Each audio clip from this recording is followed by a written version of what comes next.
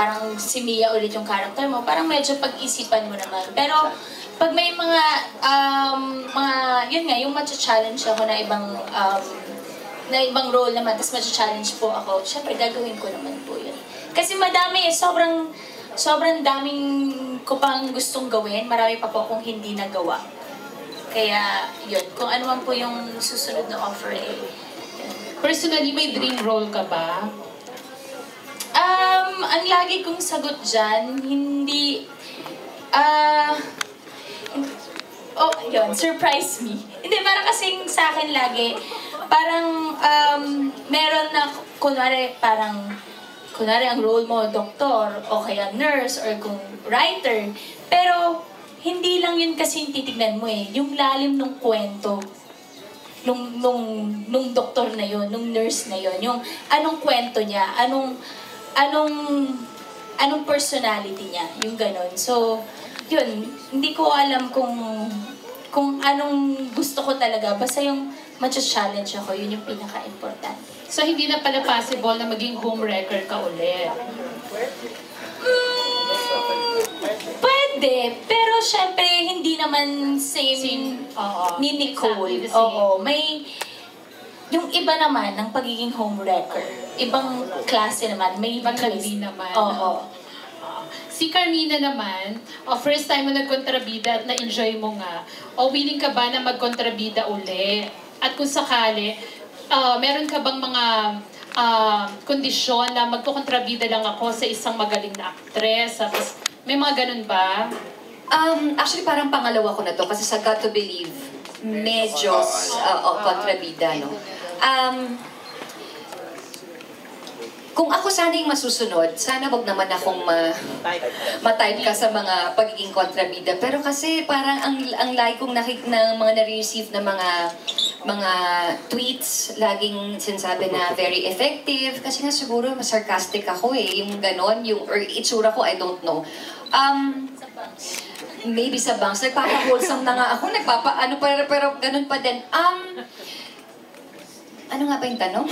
Hindi ka uli, ano ba? Kung magkakontrabida ako sa susunod. Pwede naman, pero depende. Kasi yung pagiging kontrabida ko dito sa Virtues of Love, meron namang pinanggalingan Hindi naman yung basta na lang akong masamang tao. Dahil wala naman talagang naging masama na kagad. May pinanggagalingan kung bakit So, kung yung next na i-offer nila ay medyo slight ganun pa rin, we'll see. It really depends on the story. It really depends on the background of the character. And kung naiintindihan ko at kung nag-grasp ko siya fully, then why not? How about the kissing scenes? Willing ka bang ulitin din? At kaninong actor naman, kung sakali? Sa edad kong ito, hindi ko na kailangan mamili. Parang hindi ko na hindi ko na iniisip yon kung nagkataon. Hindi ka ba magiging choosy, Mina? Pwede ka pumili. Pwede Malay mo kayo ni Eko, okay, may suggestion ako. Si Dagul, para hindi mag-aabot. Dito lang. Baka kung saan naman mapunta. Ito naman kasi, baka mapunta sa tuhod ko. Ano ba, hindi pa tapos Ayan na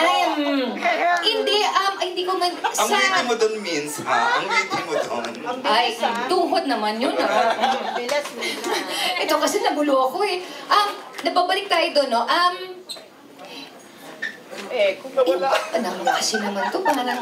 Yan, sino nga Okay na siguro yun. Wala naman ako iniisip. Hindi ko siya pinaplano, hindi ko siya nilulook forward, or wala naman sa condition ko na sa next soap ko dapat si Chuva ang kakisin. Wala. Nagkataon lang na because dito sa story, kinailangan lang talaga. Hindi naman pinilit.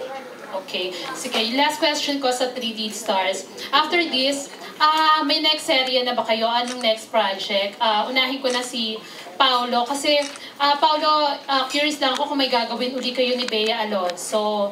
Kasi parang nalilink uli kayo ngayon. O nalilink kayo ngayon. May gagawin ba kayo na baka iniisip namin promo ba ito?